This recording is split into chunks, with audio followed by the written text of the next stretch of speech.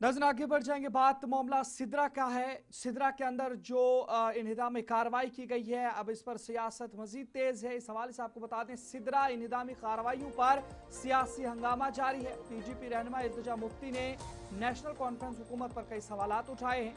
गरीब दुश्मन कार्रवाइयां बंद की जाएं, ये इल्तिजा मुफ्ती की जानिब से कहा गया है। और नेशनल कॉन्फ्रेंस वफद का सिदरा दौरा हुआ है। इससे अलावा और मुतासरीन से उनकी जानिब से भी मुलाकात की गई है। इस हवाले से आपको बता दें, जहां पर पीपल्स डेमोक्रेटिक पार्टी की रहनुमा इल्तिजा मुफ्ती ने जम्मू के सिदरा और रायका इलाकों में जारी निगरानी और बेदखली कार्रवाइयों पर नेशनल कॉन्फ्रेंस और वज़ीर आला उमर अब्दुल्ला को सख्त तनकीद का निशाना बनाया है। इल्तिजा मुफ्ती ने मुतासरा खानदानों से मुलाकात के बाद इंतजामिया की कार्रवाई को जालिमाना और गरीब दुश्मन करार देते हुए सवाल उठाया कि इतनी बड़ी इंतजामी मुहिम नेशनल कॉन्फ्रेंस हुकूमत की मालूमात या मंजूरी के बगैर कैसे चल सकती है। पीडीपी ने इल्ज़ाम आयद किया है कि मौजूदा हुकूमत ने जम्मू कश्मीर के J&K regularization and recognition of property rights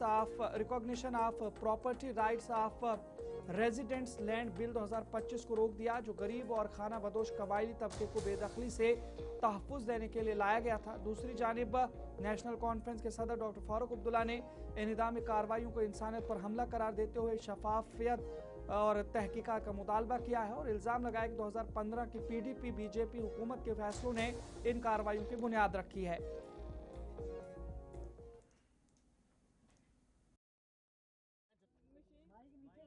देख रहे हैं इतनी गर्मी है, 40 डिग्री टेम्परेचर में।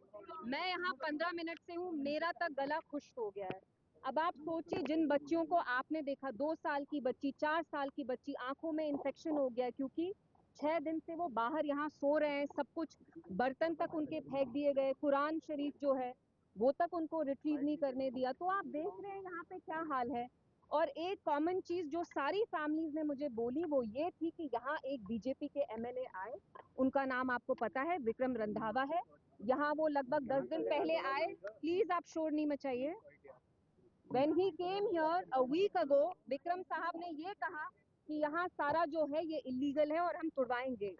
और ये कोई कोइंसिडेंस नहीं है कि बीजेपी एनसी को डायरेक्शन देती है कि आपको यहाँ कुछ काम करना है।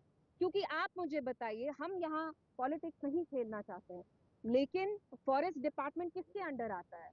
और ये आज की ही बात नहीं है, लगभग अप्रैल में ये स्टार्ट हुआ। आरएसपुरा में लगभग 20 घर गिराए, उसके बाद कठुआ में 30 घर गिरवाए, यहाँ पे लगभग 30-40। तो एक सिस्टमैटिक ये है प्लानिंग कहीं ना कहीं सिस्टम में कि बीजेपी इनको डायरेक्शन देती है और फिर वही एनसी यहाँ लागू करता है। क्योंकि यहाँ पे डीएफओ साहब जो आए, बुलडोजर लेके आए, वो फॉरेस्ट डिपार्टमेंट के अंडर आते हैं। फॉरेस्ट डिपार्टमेंट जावेद राणा साहब के अंडर आता है। तो मैं जावेद राणा साहब से पूछना चाहती हूँ, अगर आपके ही डिपार्टमेंट के लोग आपकी बात नहीं सुन रहे, आप ये क्लेम करते हैं, वैसे मुझे तो नहीं लगता है, तो कहीं ना कहीं एनसी को भी रिस्पॉन्सिबिलिटी लेनी चाहिए। हर एक चीज में वो यूटी यूटी नहीं कर सकते हैं। यहाँ डीएफओ आए हैं और यहाँ जो सारे घर थे, और लगभग 50-60 साल से ये लोग जो गुजर हैं, बकरवाल हैं, वो यहाँ 50-60 साल से रह रहे थे। और आप लोग जानते हैं इतने मिस्कीन लोग कैसे खून पसीना इकट्ठा करके, पैसा इकट्ठा करके एक एक दीवार बनाना, दीवार पे पेंट चढ़ाना, बाथरूम बनवाना, किचन बनवाना, बर्तन खरीदना, लोन लेना, इतने मोटे मोटे लोन। एक फैमिली की मुझे यहाँ मिली, वो कह रही थी मेरा बेटा पुलिस में है, हमने 20-40 लाख का लोन लिया। तो आप मुझे बताइए ये लोग कहाँ जाएंगे? कहीं ना कहीं यहाँ एनसी और बीजेपी की एक अंडरस्टैंडिंग है कि बीजेपी उनको इशारा देता है और एनसी फिर वही करता है। एंड इट्स वेरी अनफॉर्चुनेट, क्योंकि एनसी को समझना चाहिए कि इन लोगों के लिए घर बनाना कितना मुश्किल होता है। तो वी केम हियर, हम चाहते हैं इनको कोई रिलीफ मिले। अभी इनके पास ना राशन है ना पानी है। मैंने, हमारे जो पार्टी के यहाँ लोग हैं, आदित्य है, राजेंद्र साहब हैं, जुल्फी हैं, सोनू जी हैं, मैंने उन सबको गुजारिश की है कि यहाँ जो भी अभी हम इनको पानी की टैंकर लगा दें, दाल चावल राशन जो भी हो सकता है, कुकिंग गैस हम दे दें, क्योंकि 40 डिग्री टेम्परेचर में इन लोगों को बेघर कर दिया गया है।